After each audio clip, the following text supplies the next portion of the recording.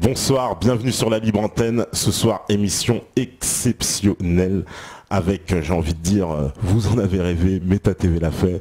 Bienvenue Alain Soral à la Libre Antenne. Merci à vous. Bah écoute, merci à toi d'avoir accepté notre invitation. Alors, il faut encourager la dissidence. Il faut encourager. Alors Alain, toi les gens te connaissent évidemment dans la dissidence depuis longtemps, pour ceux qui te suivent. Tu es un auteur, tu es éditeur, tu es conférencier. On peut dire, tu es, je sais pas si tu acceptes le terme de philosophe, non? T'aimes pas, j'imagine. Si Bernard Lévy est un philosophe, ou Finkielkraut voilà. est un philosophe, je suis philosophe aussi, mais philosophe c'est une discipline sérieuse.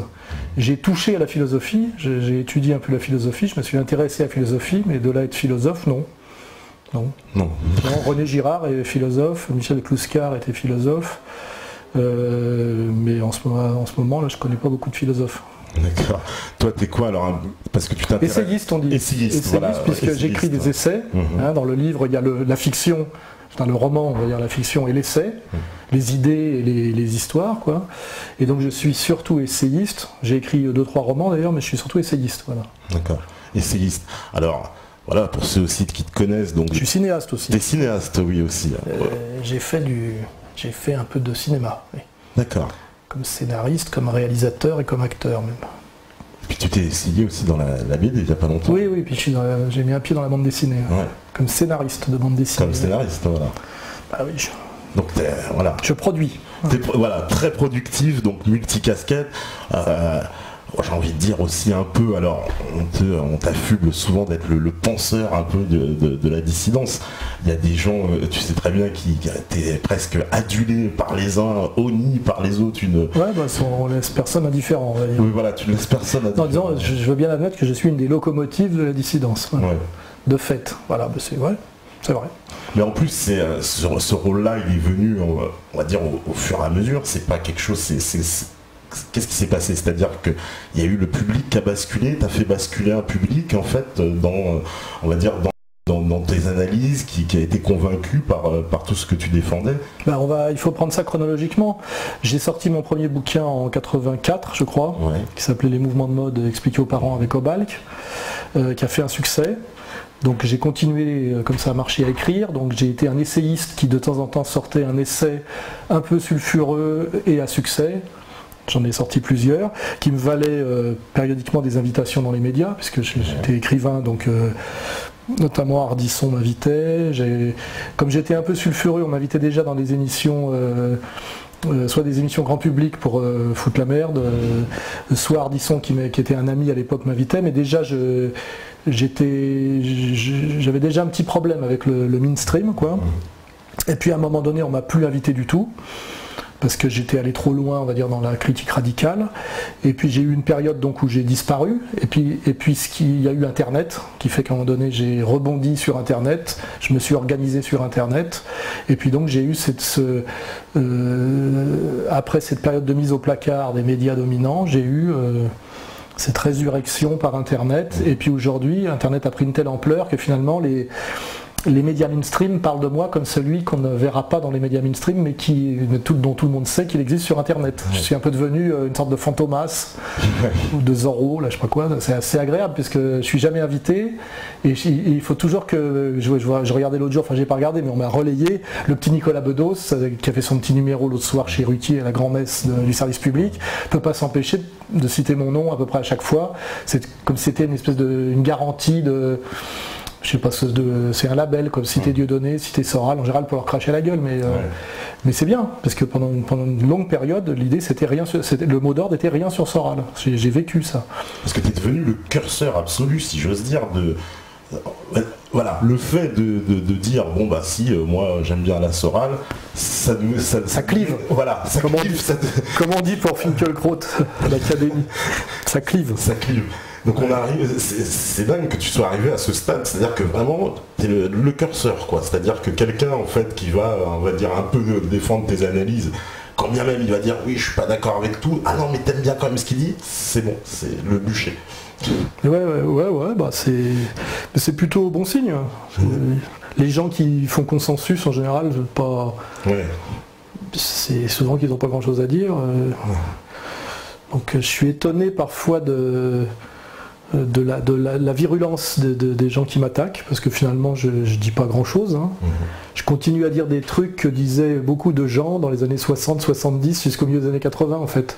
En fait, je suis de par mon âge, puisque c'est vrai que je suis un peu plus vieux que beaucoup de jeunes de la dissidence, parce que j'ai passé les 55 ans là. Finalement, je suis quelqu'un qui reste sur une ligne comment dirais-je, de commentateurs publics français des années 60-70 en fait.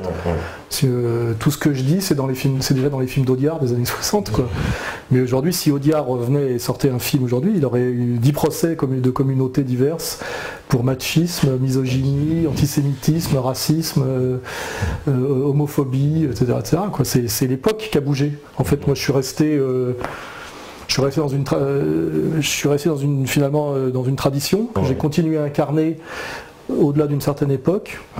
Et c'est aujourd'hui, on est tombé dans une espèce de dictature du politiquement correct qui fait que ce que je dis paraît extravagant dans les médias mainstream et pour les commentateurs officiels, alors qu'en fait, si on regarde les émissions même des années 80, là, quand on regardait l'émission de Pollack. Ouais, l'émission de Pollack. Que je ne me rappelle plus du titre, mais.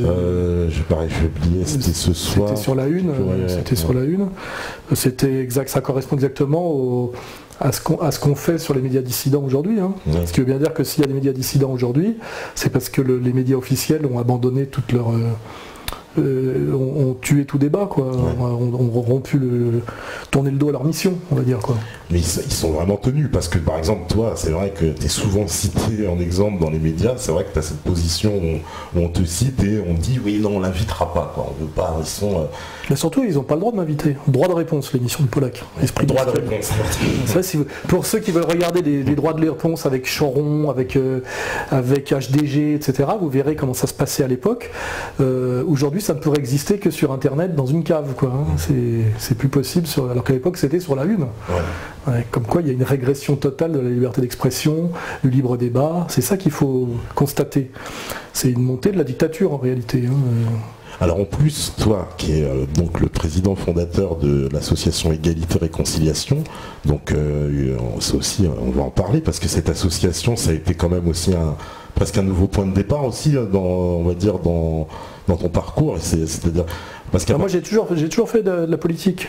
J'ai toujours été un pied j'ai toujours été dans l'aventure collective déjà, je suis très peu individualiste contrairement à d'autres, et au début j'étais dans un groupe de peintres quand j'ai fait les Beaux-Arts, j'ai toujours été dans l'aventure collective avec toujours une dimension à la fois culturelle, artistique et politique. À un moment donné j'étais au Parti communiste et j'avais monté un truc qui s'appelait le collectif des travailleurs des médias, dont le symbole était deux piolets croisés, par référence à Ramon Mercader, parce qu'on était considéré comme stalinien, n'est-ce pas? On était déjà très très anti-trotskiste, et c'était déjà une aventure collective. On publiait un petit journal qui s'appelait La Lettre Écarlate, et c'était déjà un truc qu'on faisait à plusieurs. Moi, Marc Cohen, Jean-Paul Cruz. Pour ceux qui ont un peu de culture historique, Marc Cohen c'était les jeunesses communistes d'Evry, Jean-Paul Cruz c'était le délégué CGT de Libération. Donc j'ai toujours fait des trucs à la fois culturels, politiques et collectifs. Voilà. Donc je continue, et à un moment donné, quand j'étais plus jeune, j'adhérais à des trucs qui existaient déjà, on va dire c'est plutôt ça, je me rejoignais les trucs qui existaient déjà, puis quand il n'y a plus rien eu, après avoir tenté le Front National, comme tu sais, et j'ai vu que c'était pas tout à fait possible, sans critiquer spécialement, mais enfin c'était pas mon truc. J'ai monté Égalité Réconciliation parce qu'il n'y avait rien, quoi, pour pouvoir fonctionner collectivement dans quelque chose qui correspondait un peu à cette vision transcourant qui est la mienne, mais qui est pareil, qui est une tradition qui est aujourd'hui niée et étouffée, mais qui a toujours existé aussi. Hein. Parce que justement, Égalité-Réconciliation, alors qui est sur une ligne très particulière, puisque c'est une ligne, alors gauche du travail, droite des valeurs, hein, puisque ça c'est votre slogan. Mais j'ai presque envie, alors moi je le décris un peu comme une espèce de réconciliation entre la France, entre guillemets, de souche, on va dire, profonde, et cette France urbaine qui est plus issue de l'immigration. Oui, c'est une des composantes. C'est aussi réconciliation sur le plan des rapports de classe entre le petit salariat, historiquement le prolétariat, et la classe moyenne auto-entrepreneuse. C'est cesser d'opposer les deux, ce qui a toujours été la manipulation, comment dirais-je, à la fois des professionnels de la politique au niveau syndical et de gauche, et en même temps, ce qui a toujours intéressé le patronat, et notamment la banque, c'est d'opposer violemment, par ses agitateurs et ses manipulateurs, ce qui constitue le peuple, c'est-à-dire la classe moyenne entrepreneuse et le prolétariat salarié, et les opposer toujours violemment, comme antagoniques avec le concept de petite bourgeoisie, etc. Parce que en réalité, quand ils s'allient, c'est la force productive en fait dans son ensemble, ils deviennent... Ils peuvent prétendre accéder au pouvoir. Et donc il y a toujours eu un énorme travail qui a été fait, et à gauche et à droite, pour empêcher la classe moyenne productive et le prolétariat de fraterniser. Et moi, dans mon analyse, ça s'appelle le peuple, hein, le peuple du travail. Et c'est cette réconciliation, donc gauche du travail, droite des valeurs, interprétée d'une autre façon que la tienne, mais tout ça est valable, qui est pour moi un processus subversif et révolutionnaire. Hein. Et c'est d'ailleurs ce qui fait très très peur à tous les idéologues dominants, hein, parce que tout de suite ils crient au fascisme. Bah oui, parce que quand on peut, je pense à une manifestation par exemple comme Jour de colère, où on a vu entre guillemets des mouvements qui sont censés être ennemis de base, quoi, puisqu'on a vu des jeunes de banlieue dire CRS avec nous, et des cathotrades défiler avec des proches de Dieudonné.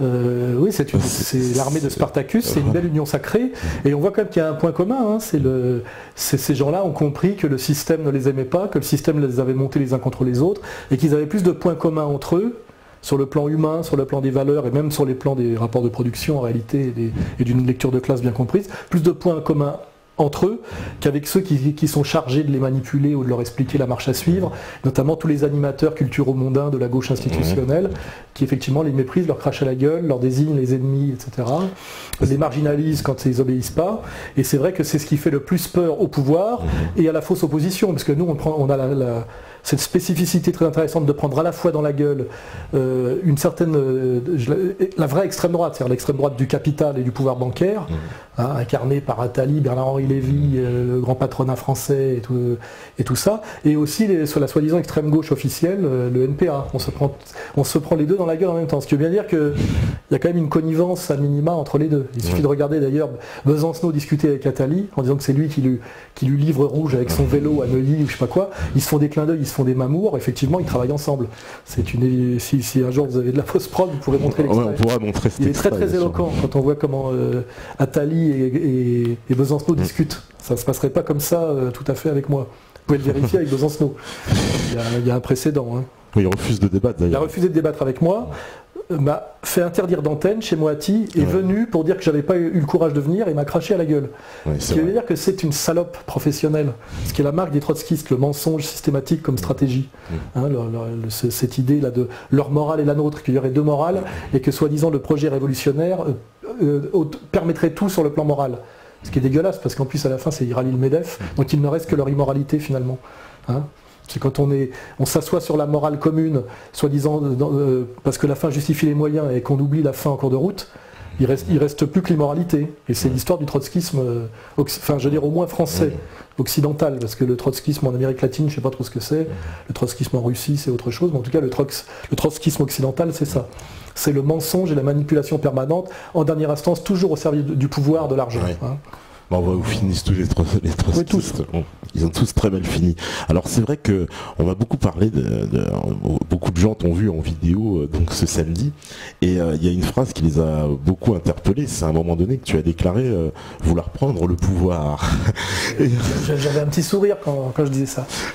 Alors il y a beaucoup qui l'ont pris au sérieux.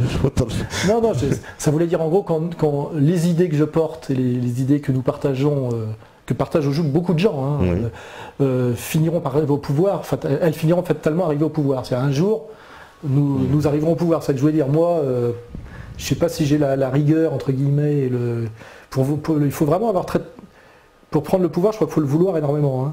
On disait de Lénine qu'il pensait révolution jour et nuit, qu'il dormait jamais, etc. Il est mort jeune d'ailleurs. Je suis pas sûr d'être assez concentré pour ça. Mais c'est vrai que ce qui me maintient en vie quand même, c'est l'idée que ces idées de bon sens que je défends un jour deviendront majoritaires, j'espère, parce que sinon c'est très désespérant. Et c'est ça que je veux dire. C'est quand même, j'ai envie de dire, il y a quand même un espoir. Il y a eu. De toute façon, je sais pas, c'est une citation de Maurras, je crois. Le désespoir le désespoir en politique est une bêtise. Je sais pas quoi. La vraie citation de Maurras, vous la retrouverez. Mais c'est pas un concept politique, le désespoir. Dans politique, il n'y a pas de désespoir. Il y a des victoires, il y a des défaites, il y a des durées nécessaires. Il y a des périodes plus ou moins compliquées, il y a des fenêtres historiques pour pouvoir tenter des coups. Mais le désespoir, c'est une catégorie littéraire, c'est une catégorie sentimentale, c'est pas une catégorie politique. Hein. Si, peut-être chez ceux qui font de la fausse politique. On va pas une espèce de romantisme gauchiste où ils pourraient peut-être basculer dans le désespoir, mais parce qu'ils ont toujours fait de la psychologie en pensant faire de la politique. Mais dans la vraie politique, il n'y a pas de désespoir. Donc on est dans un engagement, on est dans un combat, on est dans une lutte, on est dans une résistance, on est dans un travail d'organisation, de réseau, de survie, de projet, et voilà, vaille que vaille, quoi. Je veux dire, c'est comme ça. Donc moi, je vous dis, j'ai 55 ans, finalement je suis toujours vivant, on m'a prédit la catastrophe depuis déjà le milieu des années 80. Tous les gens m'ont dit tu vas droit dans le mur, tu fais trop ceci, tu fais pas assez de concessions sur cela.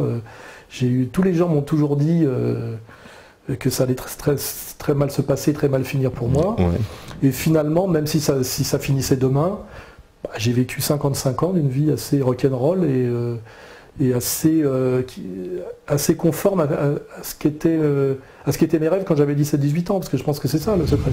Quand j'avais 17-18 ans, j'étais à l'extrême gauche, parce que tout le monde était à l'extrême gauche à l'époque. Hein. C'était vraiment l'idéologie dominante. Et pour moi, une vie réussie, c'était une vie où on faisait la révolution, où on remettait la bourgeoisie à sa place, où voilà, on n'était pas, on avait c'était l'époque des grands récits historiques et des grandes visions politiques. Et en fait, je rêvais d'être dans le débat public, je rêvais d'écrire, je rêvais de batailler, et ma vie ressemble à ce dont je rêvais à 18 ans, ce qui n'est pas le cas de beaucoup de gens.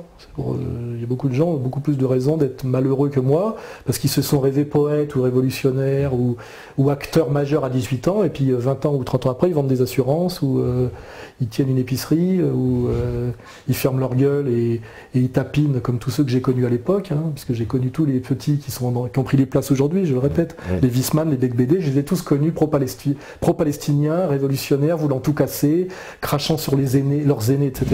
Et ils sont tous rentrés dans le rang, comme dans la chanson de Jacques Brel. Hein. Les bourgeois, c'est comme des cochons. Ils sont devenus eux-mêmes des cochons bourgeois sans aucun problème sur la durée. C'est pour ça, moi je dis, il faut rien penser de définitif d'un type avant qu'il ait 40 ans. Parce qu'en réalité, c'est à 40 ans qu'on voit la solidité et la stabilité. C'est pour ça que la catégorie jeune est une pseudo-catégorie politique et sociale, parce que c'est la catégorie d'ailleurs de l'ennemi, hein, le jeune. Parce que la jeunesse est quelque chose qui ne dure pas. Hein, alors que la pauvreté, par exemple, ça peut durer, la négritude, ça peut durer, mais la jeunesse, non, c'est pas une catégorie, c'est une pseudo-catégorie. Et tous les jeunes cessent de l'être à un moment donné, et beaucoup abandonnent leurs idéaux de jeunesse en cours de route. Hein. Donc moi, le sérieux, c'est de dire, tant qu'un mec n'a pas 40 ans, je me fous un peu de ce qu'il raconte et j'attends de voir. Hein, et vous pouvez vérifier que dans la dissidence, c'est un critère très très valable. On attend de voir. Les 3 quarts des types disparaissent. Moi, j'en ai vu... qui soi-disant allaient casser la baraque, m'expliquer comment fallait faire. Il suffit d'attendre et ils disparaissent. Ils rentrent dans le rang, ils se marient, je ne sais pourquoi, ils s'achètent une rente, une situation, ils disparaissent, ils passent à autre chose, etc. C'est les lois de la vie, quoi. Donc, voilà. Et puis aujourd'hui, dans le monde professionnel, plus que jamais, lorsqu'on expose ses idées, on se met en danger. Ça, c'était pas le cas encore il y a une dizaine d'années, une quinzaine. Moi, tous les bouquins que j'ai publiés à l'époque, Sociologie du dragueur, vers la féminisation, Abécédaire de la bêtise ambiante, Socrate à Saint-Tropez, j'ai quand même écrit 12-13 bouquins là, hein, pour des fois des gens qui se demandent pourquoi je parle. Je parle parce que j'ai pu écrire et publier 13 bouquins, ce qui représente 15 ans de travail. C'est pas juste parce que j'ai une grande gueule. Il y a une légitimité, il y a un travail derrière. Mais je crois que pratiquement aucun des bouquins que j'ai écrits à l'époque ne pourrait sortir aujourd'hui. Les éditeurs ne voudraient pas les éditer. Et ils auraient tous une multitude de procès. Il y a vraiment une dictature du politiquement correct qui s'est imposée en France, une judiciarisation extrême, où maintenant, dès qu'un type fait un bouquin, un film, etc., où il y a un peu de contenu, un peu de critique, il se prend dans la gueule des avocats et des procès. Et moi, là, je suis régulièrement convoqué par des juges d'instruction, parce que des gens comme Caroline Fourest, ou même des repris de justice, là, comme un certain... j'ai oublié son nom là, enfin, le plus gros escroc actuel, l'escroc à la taxe carbone, un type de la communauté là. Il me fait un procès parce qu'il estime que je le diffame, alors que je raconte effectivement qu'il a détourné 1,6 milliard d'euros et qu'il est actuellement en tôle, mais les mecs font des procès à tour de bras maintenant. Si vous dites quelque chose d'un peu critique aujourd'hui, en citant des noms, si vous restez dans les idées, ça peut encore aller. Peut-être comme Michéa, vous parlez que de concepts, mais en citant des noms, même si les types sont des assassins, des types condamnés, ils vous attaquent quand même. Je crois que c'est Joe Le Corbeau d'ailleurs vient de m'envoyer un mail pour que je relaie, pour me dire que El Fassi, l'ordure intégrale qui se permet de mettre des gens en danger de mort en balançant des infos sur son truc, se permet de faire convoquer au tribunal Joe Le Corbeau. Alors que le type, normalement, devrait être arrêté immédiatement par la police et incarcéré pour ce qu'il fait. Mais voilà, c'est comme ça aujourd'hui. Donc, effectivement, dictature du politiquement correct. Sur une ligne idéologique bien précise, avec des gens qui ont des passe-droits permanents, qui peuvent cracher sur les Noirs, sur les musulmans, sur les dissidents, insulter, diffamer, quand un certain Kuckerman déclare que c'est moi le responsable de la tuerie de Bruxelles. Normalement, c'est procès et condamnation immédiate. Ou comme un dingue, comme Tesson dit que Dieudonné est un animal et qu'il faudrait le fusiller, l'abattre comme un animal. Normalement, c'est tribunal immédiat, voire incarcération. Mais ces gens-là, non, ils peuvent continuer. Mais tout ça, en plus, ça donne justement, j'ai envie de dire, que ça a donné beaucoup d'eau à ton moulin, parce que toi, tu as dénoncé depuis longtemps un peu, on va dire, cette mainmise d'un lobby sioniste, enfin, comme on dit, le lobby dont on ne peut pas dire le nom. Qui n'existe pas. Voilà, le lobby qui n'existe pas. Ça fait longtemps que tu en parles, et je sais qu'il y a pas mal de gens qui ont basculé récemment, parce qu'ils se sont dit, bah, finalement, il a raison, quoi. Parce qu'au départ, c'est complotiste, voilà, alors il y a fou, monomaniaque. Genre aussi, bon, il abuse, il exagère. Monomaniaque, etc. Non, c'est un constat que je fais, et je regarde sous la pédale. J'ai remarqué, moi, qu'à partir des années 85, dans le milieu médiatique dans lequel j'étais, puisque j'étais journaliste, j'ai été détenteur de la carte de presse pendant plusieurs années, donc j'étais journaliste professionnel pour gagner ma vie. À un moment donné, une centrifugeuse s'est mise en place dans le milieu des médias. C'est que tout journaliste pro-palestinien et critique du sionisme un peu conséquent finissait par se faire virer. Et à force de virer, de taper sur les doigts aussi, etc., les types ont tous dégagé ou se sont soumis. Le dernier, le plus spectaculaire sans doute étant Ardisson, qui était très très très antisioniste, hein, c'est moins qu'on puisse dire. Et aujourd'hui, effectivement, quand on est antisioniste, on se fait traiter d'antisémite par le Premier ministre, et on est un marginal, hein, alors qu'à l'époque, c'était dans la gauche française. Un marqueur obligatoire, quoi. On était tous pro-palestiniens, quoi. C'était, je dirais, une obligation morale, c'était une évidence. Hein. Et surtout, l'Israël de l'époque était bien moins à droite, bien moins critiquable que celui d'aujourd'hui. Ça n'a fait que dériver vers l'extrême droite raciale, théologique et militaire. Donc on devrait encore être... Quand je vois que Valls a rallié le sionisme alors qu'il était pro-palestinien il y a quelques années, normalement, comme homme de gauche, on peut se dire, bon, bah, il est passé d'une idéologie à une autre parce qu'il a évolué dans le bon sens, mais là c'est injustifiable. Hein. Compte tenu du chemin d'Israël, c'est injustifiable. On voit vraiment donc que cette soumission est la condition sine qua non pour exister à un certain niveau. Et sinon, c'est la marginalité. Voilà. Et vous pouvez le vérifier. Et moi, je l'ai dit, j'ai eu le courage de le dire, j'ai eu le courage de le démontrer, l'opiniâtreté de le démontrer, et à un moment donné, tout le monde est d'accord. Et je peux vous dire un truc, c'est que dans le privé, au niveau des animateurs culturels que je connais tous, quand il n'y a pas de témoins et que les micros sont éteints, ils savent tous que c'est la question qui tue, et que c'est l'allégeance obligatoire pour exister. Je crois que même M. Estrosi a reconnu dans un dîner, ça m'a été rapporté, que le sionisme était un passage obligé, quand on lui demandait pourquoi il était en tant que maire de Nice hystériquement sioniste. Il a dit c'est un passage obligé. Ça veut dire ce que ça veut dire, c'est tout. Donc ça t'a vraiment, on va dire, donné raison sur la longueur, où plein de gens se sont mis à réagir en disant, finalement c'est vrai qu'il y a un lobby tout puissant qui existe. On l'a vu, l'affaire Dieudonné. Le marqueur le plus évident et le plus incritiquable, c'est le dîner du CRIF. Ouais. Et d'ailleurs, la dernière fois que j'étais chez Tadei, qui est un peu le successeur d'Ardisson, et que j'avais répondu à un petit journaliste en face de moi, il m'avait dit je parlais de ça, puis il me dit protocole des sages de Sion. Je fais non, dîner du CRIF. Et là, Weizmann, il s'appelait, le petit Marc Weizmann, qui vient de me contacter, soi-disant il veut me rencontrer parce qu'il écrit un livre. Ils veulent tous me rencontrer pour me faire parler, ces gens-là. Et j'ai dit oui, le dîner du CRIF fait la preuve, effectivement, qu'il y a un lobby tout puissant qui convoque tout l'appareil politico-médiatique et tous les corps constitués et qui leur dicte la marche à suivre pour l'année à venir, et que c'est en fonction de cette boussole-là qu'ils monteront ou qu'ils descendront dans la hiérarchie du pouvoir. Et c'est, quand je dis ça, c'est incritiquable. C'est absolument démontré. Et là, c'est un vrai problème.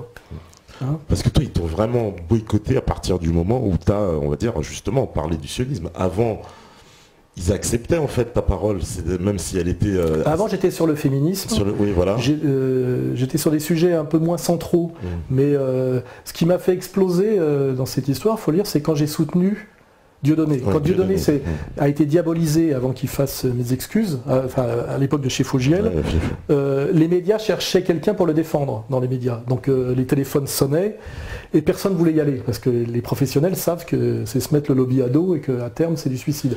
Et moi j'ai accepté, alors que j'étais pas pote avec Dieudonné du tout même, je le trouvais très anti-Front National, caricaturalement et très peu cultivé politiquement à l'époque. J'ai accepté d'y aller parce que je trouvais que c'était scandaleux ce qui lui était arrivé après son sketch chez Fogiel. Et j'y suis allé chez Vermus, etc. Enfin, vous pouvez regarder les vidéos. Et c'est ça qui m'a mis dans le rouge. Je me suis fait virer de RMC alors que je collaborais aux Grandes Gueules. Quand j'ai appelé à aller voir le spectacle de Dieudonné, mes excuses en disant que c'était un excellent spectacle. Le lendemain, j'étais débarqué. Je crois que le patron s'appelle Monsieur Veil, je crois. Enfin, je veux dire, c'est assez transparent tout ça. Vous cherchez, vous trouverez.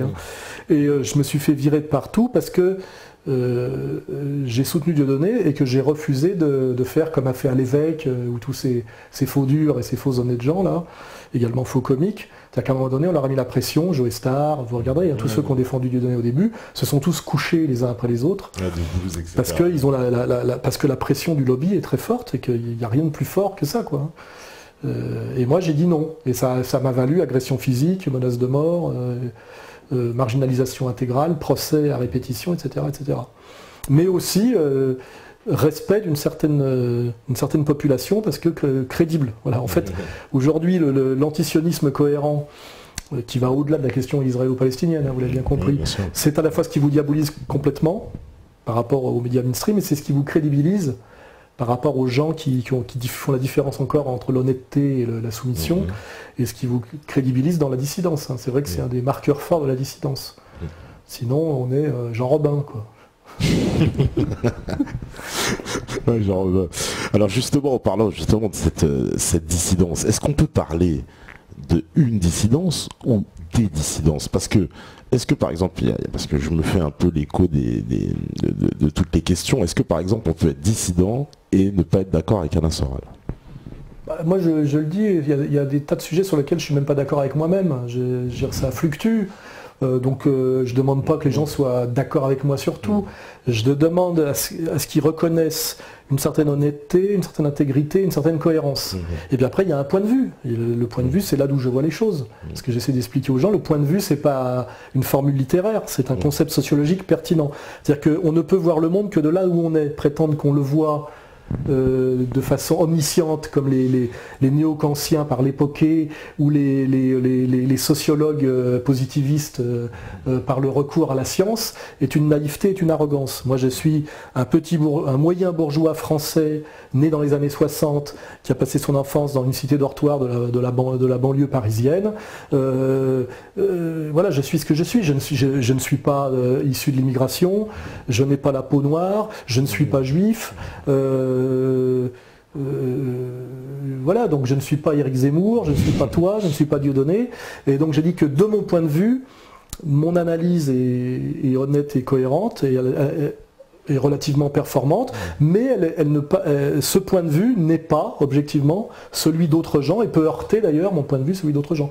Quand je me mets à la place du français de souche issu du prolétariat et de la violence qu'il subit en banlieue depuis 30 ans, de toutes les nuisances qu'il subit, prolétaire souvent issu d'ailleurs des ex-vagues d'immigration polonaise, espagnole et portugaise, je peux agacer un petit jeune issu plus récemment d'une immigration, un petit jeune de banlieue issu d'une immigration afro-maghrébine, qui ne comprend pas mon soutien et mon empathie pour certains types qu'ils identifient comme des gros beaufs et des fachos. Tout à fait. Ouais, voilà. Mais là-dessus, je reste droit dans mes bottes. Comme quand je défends Le Pen, que j'appelle le résistant suprême et le combattant suprême, j'ai régulièrement des gens qui disent on t'aime bien Soral, mais comment tu peux défendre ce salaud qui a torturé en Algérie? Ça, j'ai plein de questions. Excusez-moi, mais moi, je suis français. Pour moi, Le Pen, c'est un grand combattant français. À un moment donné, il s'est réengagé dans une guerre qu'il n'a pas d'ailleurs déclarée. C'est le gouvernement socialiste de Guy Mollet qui l'a déclaré et qui a voté les pouvoirs spéciaux à Massu et au Sarès. C'est Mitterrand qui a fait couper la tête en tant que ministre de la Justice à des tas de résistants. Le Pen, même dans cette séquence-là, est totalement respectable par rapport à son point de vue, à son origine et à ses convictions. Et c'est ça que j'essaie de faire comprendre, et là-dessus, je ne transige jamais. Je dis, j'expliquais un jour sur un marché en banlieue, pas loin d'ici, où il y avait pratiquement d'ailleurs que des barbus, on là-bas. Je dis, il y a deux catégories de gens aujourd'hui qui sont montrés du doigt et qui ont un problème, je dirais, de vie quotidienne par rapport à l'idéologie dominante. C'est le musulman qui veut vivre sa foi en France et le militant Front National. C'est les deux qui se font cracher la gueule systématiquement par les animateurs de Canal+, et par les vendus de Charlie Hebdo. Et je dis, et pourtant, vous détestez l'un l'autre. Je dis, à un moment donné, vous avez peut-être des choses à vous dire, puisque quand on subit les mêmes attaques par les mêmes, c'est forcément que, au moins par la bande, par le rapport au tiers, on a des points communs. Et que, au moins, moi je prétends pas que tout le monde doit fraterniser à tout prix, mais j'ai horreur des gens qui critiquent sans comprendre. Je pense que la force, la supériorité morale et intellectuelle, c'est de comprendre l'autre. On est toujours plus fort quand on comprend l'autre par rapport à l'autre qui ne vous comprend pas et qui vous dégueule. C'est-à-dire que moi, le mépris que j'ai pour les gauchistes, c'est ils la ramènent mais ils ne comprennent rien. Moi, je comprends exactement ce que c'est qu'un gauchiste. Et c'est insupportable, les gens qui crachent, qui dégueulent et qui expriment aucune compréhension. On peut, même moi, dans ma critique très radicale, non seulement du sionisme, même d'un certain judaïsme, ça découle d'un gros travail de compréhension. C'est ça qui est important. La compréhension, c'est toujours une forme de respect. C'est-à-dire, j'ai étudié la question, je m'y intéresse, je ne nie pas que ça existe, j'essaye de comprendre, ce qui est une forme de respect, et puis surtout ce qui empêche la violence d'une certaine manière. Parce que quand on explique, quand on comprend et qu'on explique, même si on combat, ça évite la phase de violence radicale, émotionnelle, etc. D'ailleurs, les dingos d'extrême gauche sont d'autant plus violents aujourd'hui qu'ils ne comprennent plus rien. Et que leur engagement est devenu totalement illégitime et stupide. C'est pour ça dire qu'ils ne recourent plus qu'à la violence. Et le marqueur type, c'est que une de leurs actions principales aujourd'hui, c'est de brûler et de détruire des livres. C'est quand même très fort pour des gens issus de l'histoire de la gauche. Normalement, c'est un truc de beauf d'extrême droite. Si on regarde Fahrenheit, les autodafés, etc. C'est un peu, alors c'est presque, justement, j'ai presque envie de dire une troisième voie, la voie d'égalité-réconciliation, parce que je sais que toi, tu es très critiqué justement par les mouvements identitaires, comme tu l'as expliqué, que parce que des ennuis de tous les côtés. J'ai vu des trucs où on dit non mais Soral il est islamophile, baboucholâtre aussi. Ouais, baboucholâtre, etc. Donc finalement, les mouvements d'extrême gauche, ils disent non, il est d'extrême droite. Les mouvements d'extrême droite, vraiment, enfin identitaires en tout cas, ils disent bah non, Soral il est limite trop à gauche pour nous. On sait plus. Marxiste aussi, toute une extrême droite qui supporte pas le fait que je garde un substrat marxiste. Ouais, complètement. Pour eux, je suis un rouge. Ouais. Oui, mais bon, mais ça c'est quand on fait du transcourant et quand on fait de la réconciliation et quand on se retrouve entre deux courants, entre deux combattants, c'est toujours là que c'est le plus dangereux et qu'on prend des coups. Ouais. C'est beaucoup plus confortable de rester dans un petit milieu bien fermé, avec une espèce de narcissisme comme ça, une auto-reproduction. Ouais, c'est sûr qu'effectivement, je me fais attaquer, de tous les côtés en même temps. Mais je suscite aussi le respect aussi de pas mal de gens dans tous ces milieux-là aussi. C'est pas que il y a des identitaires qui respectent ma constance, mon intégrité, le fait que même si je suis pas identitaire, j'explique bien que je comprends la colère identitaire et l'inquiétude identitaire, ce qui est fondamental, ça ne vient pas de nulle part, cette espèce de prurite identitaire aujourd'hui en France. Il suffit de se balader par ici, là, si on est un Français de souche, c'est pour comprendre que l'angoisse identitaire est totalement légitime. Il y a, moi, je suis assez provocateur, donc je vais le faire. Quand je suis à Saint-Denis, au bistrot en terrasse, on fait un jeu entre nous, c'est compter le blanc, ça s'appelle. Chaque fois qu'on voit un blanc passer, on marque un point. Des fois, il faut 1h30 avant qu'il y ait un blanc qui passe. En général, c'est un Polonais ou un Roumain. Voilà, je n'en dirai pas plus. Hein. La réalité. Et après, on te dit que la question que tu dois te poser, c'est de savoir si tu es raciste. Tu sais, c'est le mec, il est blanc, il est dans une rame de métro, il y a 80 personnes, il est le seul blanc, et la question qu'il doit se poser, c'est est-ce que je suis raciste? Il faut arrêter de se foutre de notre gueule. Tu vois. Alors évidemment, bon, c'est comment on en est arrivé là. Ça, c'est la bonne question. Mais moi, ça me fait, voilà, je provoque là-dessus, j'hésite pas à provoquer. Je me suis déjà fait insulter par des mecs à cause de ça. Quoi. Oui, c'est ça. Parce que... Le mec qui m'insultait me traitait de raciste à Bagnolet. Je dis, mais attends, je dis, bon voilà, moi je suis blanc, je suis français de souche, je suis à Bagnolet, excuse-moi, mais je me sens plus angoissé que toi. Le type était un maghrébin, militant syndical, laïque, qui se prétendait musulman parce que c'est la mode. Je citerai pas de nom, chacun sait qui c'est. On s'était affrontés sur Ouma TV. Et le type, je dis, mais comment tu peux traiter les Français de base de racistes quand tu vis à Bagnolet? Regarde ce que tu as devant toi. Le petit blanc, il est très très inquiet de l'évolution de son pays qui s'appelle la France, qui est quand même un pays qui est en Europe, de tradition chrétienne. Et effectivement, bon, alors après on peut expliquer qu'il s'est passé des choses, mais nier ça, c'est nier cette angoisse, nier cette réalité, c'est très malhonnête, très irrespectueux. Hein, et là-dessus, je ne transige pas. Tu crois par exemple, à ce que fait par exemple Kémy Séba, qui pense que lui, il faut que les descendants d'immigrés retournent en Afrique C'est une démarche totalement honnête, totalement légitime, que je trouve beaucoup plus honnête que celui qui veut rester là, tout en crachant sur la France et en demandant des réparations, qui n'a aucune intention de partir et qui dit que ce pays est horrible, qu'il est entouré de racistes, que c'est insupportable, mais qui veut rester et qu'on lui file du pognon. Je trouve ça beaucoup plus honnête quand on décide que ce pays est insupportable et que c'est horrible de vivre dans ce pays quand on est blanc ou issu de l'ancien empire colonial. C'est beaucoup plus courageux de retourner dans son pays d'origine et d'essayer d'y construire quelque chose, surtout que là-bas on a besoin de cerveau et de bras. Hein. C'est des pays où il y a du développement possible. Et je trouve que la démarche de Kémy Séba est totalement légitime et cohérente. Ça ne veut pas dire qu'il n'y en a pas d'autres. Moi je travaille avec Mathias Cardet, totalement, lui il est dans la logique patriote, mais je vois pas pourquoi les deux possibilités, enfin les deux choses sont possibles. Tu es français d'origine immigrée, issu de l'ex-empire colonial, tu arrêtes, tu fais en sorte d'être heureux dans le pays dans lequel tu as décidé de rester, qui est le tien, qui s'appelle la France, donc tu arrêtes le discours victimaire, un discours d'ailleurs qui t'a été appris par nos maîtres sionistes. Hein. Oui, et puis si vraiment c'est insupportable et que tu es honnête avec toi-même et que tu trouves réellement que c'est insupportable, tu décides de partir, et tu pars, je veux dire, à un moment donné. Mais quand tu restes pour pleurnicher, demander du pognon et cracher, avec aucune intention de partir, tu es un malhonnête et tu es un dépressif. Donc tu es malhonnête et malheureux. C'est la réalité d'ailleurs, on voit bien que ces gens-là sont malhonnêtes et malheureux. Et moi j'ai pas de respect pour ces gens-là, je dis, vous mettez pas vos... C'est exactement comme je dis j'ai aucun mépris pour le jeune juif français qui se sent très très solidaire d'Israël s'il fait son alia. Il y va. Mais s'il est là uniquement pour nous emmerder avec Israël alors qu'il est censé être français et profiter ô combien de tous les avantages de la France, à un moment donné, il y a contradiction. Hein. Donc je dis, soit tu es français et tu mets ta judéité entre parenthèses et tu la gardes pour chez toi, ta sphère privée, et tu fais à minima, tu te mets sur un discours à la Zemmour, soit tu vas jusqu'au bout de ta logique, tu arrêtes de nous emmerder avec ta LDJ là, et tu fais ton alia et tu pars combattre en Israël, et là tu te démerdes avec les Palestiniens, c'est un autre problème. Mais c'est ça, c'est ce mensonge, c'est la même chose. Hein, je veux dire, voilà.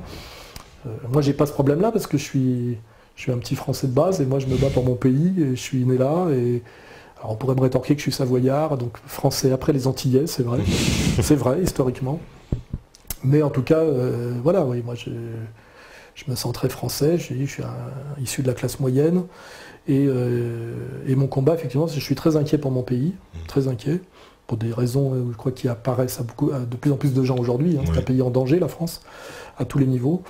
Et je me bats pour essayer d'aider à éviter la catastrophe, en réalité.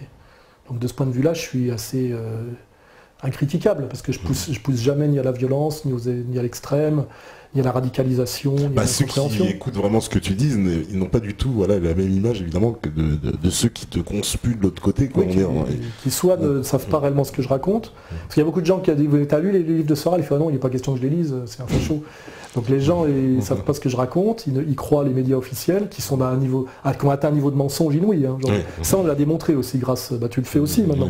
On montre, comme c'est une phrase de moi qui est devenue un peu connue maintenant, c'est un journaliste aujourd'hui, c'est une pute ou un chômeur. Ou alors on fait du journalisme dans une cave, en dissident.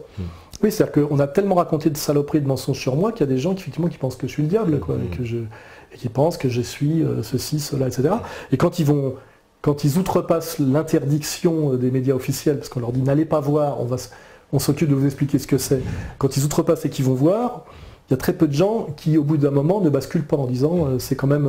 Je crois que même Bill Guerre, là, l'ancien juge, a dit Soral, c'est plus compliqué que ce qu'on dit. Et je veux déjà dire quelque chose, parce que lui, il est dans le système.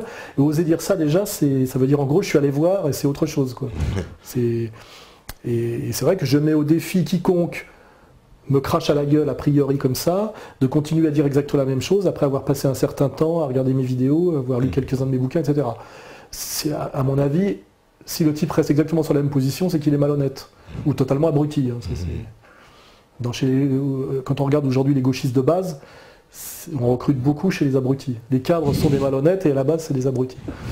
Mais ils refusent le débat souvent, c'est-à-dire qu'ils sont tombés, comme tu disais tout à l'heure, dans une espèce de violence, mais ils ne veulent pas débattre, par exemple. D'ailleurs, même s'ils voulaient, ils n'ont plus vraiment le niveau, hein, parce que dialectiquement, c'est no passaran, avec une faute d'orthographe, je sais pas, et je leur rappelle quand même que historiquement, passaran, hein, c'est un très mauvais slogan, hein, parce que les Républicains, ils l'ont quand même eu dans le baba. Hein. Ouais. Franco est mort dans son lit en 74, donc moi je serais eux, je prendrais un autre slogan que no passaran. C'est un slogan de loser. Hein. Hein, la vérité c'est passaran, les gars.